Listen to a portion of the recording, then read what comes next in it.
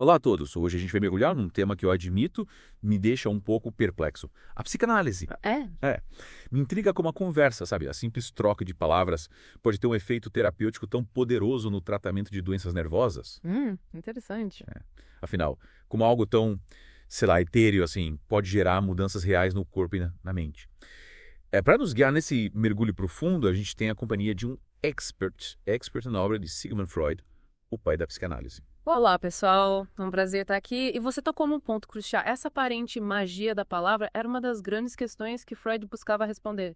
Ok. No final do século XIX e início do século XX, né, quando a medicina era dominada pelo foco no orgânico, propor uma terapia baseada na fala, nossa, era revolucionário. Totalmente. E como você pode imaginar, gerou bastante resistência. Imagino os médicos da época olhando para o Freud com uma cara de, sei lá, um misto de ceticismo e curiosidade, falando cura a doença. Que bruxaria é essa? Mas me explica uma coisa, como que o Freud convenceu as pessoas de que essa ideia, na época tão maluca, né, realmente funcionava? A chave para entender a psicanálise é o conceito do inconsciente. Freud postulou que existe uma parte da nossa mente inacessível à nossa consciência que influencia nossos pensamentos, sentimentos e comportamentos. E é nesse universo submerso que residem as raízes dos nossos problemas, as origens dos sintomas que nos afligem. Ok, então a gente tem esse caldeirão borbulhante de emoções, traumas, desejos reprimidos, chamado inconsciente. Mas como a psicanálise, através da fala, consegue chegar lá e, sei lá, arrumar a casa? Boa pergunta. Freud começou com a hipnose, mas depois desenvolveu a técnica da associação livre. O paciente, deitado no famoso divã, é encorajado a falar livremente, sem censura, sobre qualquer coisa que lhe venha à mente. Interessante. A ideia é que, ao liberar o fluxo da fala, sem o filtro da consciência, os conteúdos inconscientes começam a emergir, como se viessem à tona. E qual o papel do psicanalista nesse processo? Ele fica só ouvindo passivamente ou participa ativamente da conversa? O analista atua como um guia nesse mergulho no inconsciente, sabe? Ele escuta com atenção, buscando padrões, conexões e principalmente sinais do que Freud chamava de resistência, ou seja, tentativas do paciente de evitar certos temas, certos sentimentos. Então, o analista é como um detetive da mente, buscando pistas no discurso do paciente para desvendar os mistérios do inconsciente. Isso. Mas e a postura do analista? Se ele se envolver demais, não corre o risco de influenciar o paciente com as próprias opiniões. Exatamente. É aí que entra o conceito da neutralidade analítica. O analista deve se manter o mais neutro possível, evitando expressar suas próprias opiniões, julgamentos. A ideia é que ele funcione como um espelho, sabe? Refletindo o que o paciente traz, sem contaminar o processo com as suas próprias questões. Entendi? O analista é como um observador imparcial, criando um espaço seguro para o paciente se abrir sem medo de julgamentos. Mas me diz, essa neutralidade toda não torna a relação terapêutica um tanto fria e impessoal? É um desafio, sem dúvida. Mas Freud percebeu que, mesmo buscando a neutralidade, algo peculiar acontecia na relação entre paciente e analista. Ele chamou isso de transferência.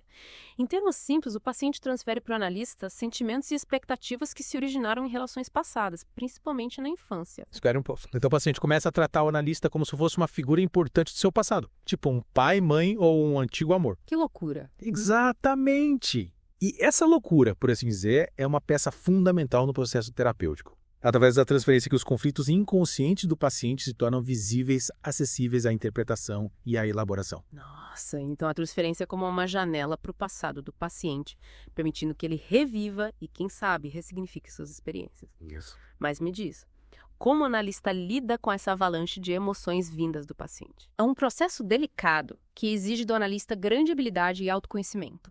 Ele precisa analisar a transferência, ou seja, interpretar os sentimentos que o paciente lhe dirige, compreendendo sua origem, seu significado no contexto da história de vida do paciente. Parece que a relação entre paciente e analista é um campo minado, cheio de nuances e desafios. Mas me fala uma coisa, como Freud via a questão da sexualidade na psicanálise? Sei que é um tema polêmico até hoje, mas imagino que na época tenha causado um verdadeiro terremoto. Com certeza. Freud, ao defender a importância da sexualidade infantil na formação da personalidade e no desenvolvimento de neuroses, rompeu com os tabus da época. Ele propôs que a sexualidade não se limita à fase adulta, mas se manifesta desde a infância. De forma diferente da adulta, claro.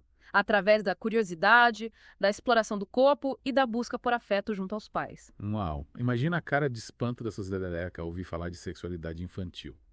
Mas me explica melhor, como essa sexualidade infantil, digamos, diferente, pode gerar problemas na vida adulta? A questão central é que, quando a criança vivencia experiências traumáticas, conflitos intensos, ou quando suas necessidades afetivas e sexuais são reprimidas de forma violenta, esses conteúdos podem ser recalcados para o inconsciente. Então, traumas e conflitos da infância relacionados à sexualidade, mesmo que reprimidos, ficam lá guardadinhos no inconsciente, esperando a hora de dar problema na vida adulta. Exatamente. É como se fossem bombas relógio prontas para explodir na forma de sintomas, como fobias, obsessões, angústia e outros transtornos. E é aí que a psicanálise entra em cena, buscando desarmar essas bombas. Interessante. Mas me diz, todo mundo está apto para se submeter à análise ou existem casos em que ela não é recomendada? Freud foi bem claro ao dizer que a psicanálise não é para todos. Ele afirmava que pessoas com psicoses, estados de confusão mental ou melancolia profunda, por exemplo, não se beneficiariam da análise. Pelo menos não na sua forma tradicional. Então a psicanálise tem suas limitações. Mas me intriga outra questão. Freud defendia que pessoas sem formação médica poderiam ser psicanalistas. Isso me parece um pouco, sei lá, controverso, não? Sim, ele defendia a chamada análise leiga. Para ele, a psicanálise não se limitava ao campo médico e pessoas com formação específica em psicanálise, mesmo sem graduação em medicina, poderiam exercer a profissão. Obviamente, essa ideia gerou muita polêmica, especialmente entre os médicos que se sentiram, digamos, ameaçados. Imagina a comunidade médica da época se rebelando contra essa ideia. Mas qual era a justificativa de Freud para defender a análise leiga? Freud argumentava que a psicanálise era um campo de conhecimento próprio, com seus métodos, suas teorias específicas, e que a formação médica não era essencial para a prática analítica. Ele acreditava que a experiência pessoal com a análise e um treinamento rigoroso em psicanálise eram suficientes para formar um bom analista. Entendo. Mas e a questão da cura? A gente vive numa época que busca por soluções rápidas, por resultados imediatos. É verdade. Como a psicanálise se encaixa nesse contexto? A psicanálise definitivamente não oferece soluções mágicas ou instantâneas. O tempo é um elemento fundamental na análise, pois se trata de um processo profundo de autoconhecimento, de reestruturação da personalidade. Então, nada de tome essa pílula e seus problemas acabarão. Exatamente. A psicanálise exige tempo, paciência e, imagino, muita disposição do paciente para se confrontar com seus próprios demônios. Sem dúvida, a análise é uma jornada para dentro de si mesmo, um mergulho nas profundezas da mente. E essa viagem pode ser longa, desafiadora, com avanços, recuos, momentos de insight, momentos de resistência, mas para aqueles que se dispõem a percorrê-la, as recompensas podem ser imensas. Uau! Que metáfora poderosa. Acho que a gente precisa de um tempinho para digerir tudo isso. E que tal a gente fazer uma pausa e voltar na próxima parte do nosso mergulho para explorar mais a fundo a obra de Freud e os conceitos da psicanálise? Excelente ideia. Até a próxima parte da nossa jornada. Até a próxima. E aí, prontos para continuar nossa expedição pelo labirinto da mente humana. Na primeira parte, a gente falou sobre conceitos básicos da psicanálise, mas agora, vamos desvendar alguns dos seus mistérios mais intrigantes. Então, eu tô pronto para desbravar esse território desconhecido. E me diz uma coisa, antes do intervalo a gente estava falando sobre como a psicanálise pode ajudar a desarmar as bombas relógio do inconsciente. Mas me lembrei de algo que sempre me fascinou e ao mesmo tempo me deixou confuso. O papel dos sonhos na psicanálise. Ah, sim. Freud chamava os sonhos de via regia para o inconsciente, né? Exatamente. Para Freud, os sonhos são como portais para o inconsciente. Janelas para um mundo onde desejos reprimidos, medos, fantasias se manifestam livremente. Ele acreditava que durante o sono, a censura da consciência se afrouxa, sabe? Permitindo que esses conteúdos reprimidos se expressem, ainda que de forma disfarçada. Então os sonhos são como mensagens codificadas do inconsciente. Mas como a gente decifra esses códigos? Afinal, os sonhos são famosos por serem bizarros, confusos, cheios de simbolismos estranhos. Aí entra o papel do analista como um intérprete de sonhos. Freud desenvolveu um método de interpretação que busca desvendar o significado oculto por trás dos símbolos e imagens oníricas. Ele diferenciava o conteúdo manifesto do sonho, aquilo que a gente lembra ao acordar, do conteúdo latente, que seria o verdadeiro significado, a mensagem que o inconsciente tenta transmitir. Então o analista precisa ser uma espécie de detetive de sonhos, decifrando símbolos, os enigmas, para revelar a mensagem oculta. Mas como ele faz isso? Tem algum manual de interpretação de sonhos? Não existe um manual com respostas prontas. A interpretação dos sonhos é um processo colaborativo entre paciente e analista. O analista convida o paciente a associar livremente sobre os elementos do sonho, buscando conexões com a vida, com seus conflitos, seus desejos. É como montar um quebra-cabeça, juntando as peças para formar uma imagem completa. Entendi. Então a interpretação dos sonhos é como uma investigação conjunta, em que paciente e analista trabalham juntos para desvendar os mistérios da mente. Isso aí. Fascinante. Mas me fala uma coisa, Freud também dava muita importância aos atos falhos, como lapso de linguagem, esquecimentos, tropeços. Qual a relação disso com a psicanálise? Para Freud, nada acontece por acaso na nossa mente. Os atos falhos seriam como pequenos vazamentos do inconsciente, revelando desejos, intenções, conflitos que a gente tenta reprimir. Imagina, por exemplo, que você esquece o nome de uma pessoa que te causa antipatia. Para Freud, esse esquecimento não seria mera coincidência, mas um ato falho, expressando inconscientemente seu desejo de evitar essa pessoa. Nossa, que interessante. Então, quando a gente dá aquela travada na fala ou esquece o aniversário de alguém, pode ser que nosso inconsciente esteja tentando nos dizer algo. Vou começar a prestar mais atenção nos meus atos falhos a partir de agora. Mas falando em repetição, Freud também falava sobre a compulsão à repetição, né? Me explica melhor esse conceito. A compulsão à repetição é a tendência inconsciente que a gente tem de repetir padrões de comportamento do passado. Mesmo que eles sejam dolorosos, autodestrutivos, é como se a gente estivesse preso num ciclo vicioso, repetindo os mesmos erros, as mesmas escolhas, os mesmos relacionamentos, mesmo sabendo que isso nos faz sofrer. É como se a gente sabotasse a si mesmo, inconscientemente. Mas por que a gente faz isso? Parece masoquismo. Freud acreditava que, ao repetir esses padrões, a gente tenta inconscientemente elaborar situações traumáticas do passado. É como se buscássemos uma segunda chance de lidar com essas situações, de encontrar uma solução diferente. Entendi. É como se o inconsciente estivesse tentando consertar algo que ficou mal resolvido no passado, mesmo que essa tentativa nos leve a repetir os mesmos erros. Mas se a gente já sabe que esse padrão é prejudicial, porque continua repetindo. Porque o inconsciente não opera com a lógica da consciência, né? Ele se guia por princípios de prazer e desprazer, buscando satisfação imediata. Mesmo que a longo prazo isso gere sofrimento. É como se o inconsciente fosse uma criança teimosa, que insiste em fazer o que quer, sem se importar com as consequências. Parece uma batalha interna entre a razão e a emoção, entre a consciência e o inconsciente. Mas como a gente pode vencer essa batalha? Como se libertar da compulsão à repetição? A psicanálise pode nos ajudar a identificar esses padrões, a entender suas origens e a encontrar formas mais saudáveis de lidar com eles. Através da análise, a gente pode fortalecer o ego, a parte da nossa mente responsável pelo controle dos impulsos, pela tomada de decisões conscientes. Então, a análise nos ajuda a domesticar o consciente, a controlar os impulsos e fazer escolhas mais conscientes, evitando que a gente fique preso nesses ciclos de repetição. Exatamente. A psicanálise nos equipa com ferramentas para lidar com os desafios da vida de forma mais madura, equilibrada, sem sermos reféns dos nossos traumas do passado. Que interessante, a psicanálise parece uma ferramenta poderosa para o autoconhecimento e para a transformação pessoal. Mas me fala uma coisa, você acha que a psicanálise ainda é relevante nos dias de hoje? A gente vive numa época tão acelerada, tão tecnológica. Será que essa abordagem que valoriza o tempo, a introspecção, a escuta profunda, ainda faz sentido? Eu acho que a psicanálise é mais relevante do que nunca, justamente por oferecer um contraponto a esse mundo frenético, superficial, imediatista que a gente vive. Ela nos convida a desacelerar, a olhar para dentro, a se conectar com as nossas emoções, com os nossos desejos, com a nossa história. É como se a psicanálise nos oferecesse um refúgio, um espaço para respirar, para sermos nós mesmos, sem máscara, sem julgamentos, um oásis de paz nesse mundo caótico. Exatamente. E nesse mundo cada vez mais virtual, em que as relações se tornam cada vez mais superficiais, a psicanálise nos lembra da importância do contato humano, da escuta atenta, da empatia. Milhares. Ela nos ajuda a desenvolver a nossa inteligência emocional, a nossa capacidade de lidar com as nossas emoções e com as emoções dos outros. Que bacana. A psicanálise parece um antídoto para a superficialidade, para a frieza do mundo moderno. Mas e como a psicanálise se relaciona com a cultura, com a arte, com a sociedade? Freud e a psicanálise tiveram um impacto profundo na cultura do século XX, influenciando a arte, a literatura, o cinema, a filosofia, a política.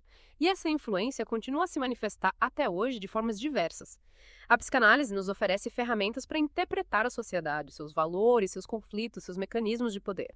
Ela nos ajuda a entender as motivações por trás dos comportamentos, as dinâmicas inconscientes que moldam as relações humanas. É como se a psicanálise nos desse um superpoder para decifrar o mundo, para entender as entrelinhas da história, da arte, da cultura. Exatamente. Ela nos torna mais críticos, mais conscientes, mais capazes de questionar o status quo, de lutar por uma sociedade mais justa, mais humana, mais equilibrada. Sensacional. Freud e a psicanálise abriram um novo campo de investigação da mente humana, com reflexos em diversas áreas do conhecimento. Mas, infelizmente, nosso tempo está se esgotando. Que tal a gente fazer uma pausa para respirar e voltar na última parte do nosso mergulho para explorar um pouco mais a obra de Freud e as suas implicações para o mundo contemporâneo? Perfeito. Até a próxima. Até a próxima. E cá estamos nós de volta para a última parte da nossa exploração psicanalítica. Nas partes anteriores, a gente navegou por conceitos complexos, tipo inconsciente, sonhos, atos falhos e até a polêmica da sexualidade infantil. Mas antes de concluir nossa jornada, eu queria voltar num ponto que me deixou curioso. A construção na psicanálise. Como o analista, a partir da fala do paciente, consegue formular hipóteses sobre a história de vida dele. É como juntar peças de um quebra-cabeça, né? É uma ótima analogia.